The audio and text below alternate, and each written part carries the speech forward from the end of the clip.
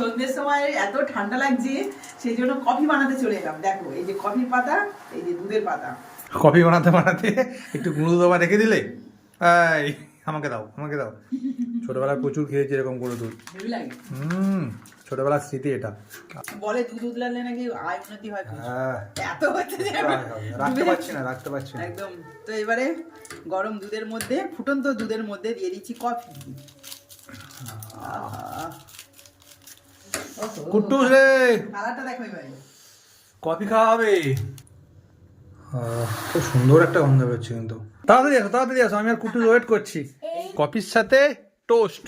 বিছানায় আমরা অ্যাকচুয়ালি খাবার দাবার আর খাই না, তবে এই কফিটা একটু বিছানার উপর জমিয়ে খেলে বেশ ভালো লাগবে, তার জন্য নিয়ে চলে এসেছি। কি কুটুস? টেস্ট বড়। এই চুমুকটা দিলে কেমন? আহা, চুমুক দিচ্ছে দেখো। হেভি। আর কুট্টুস দেখো।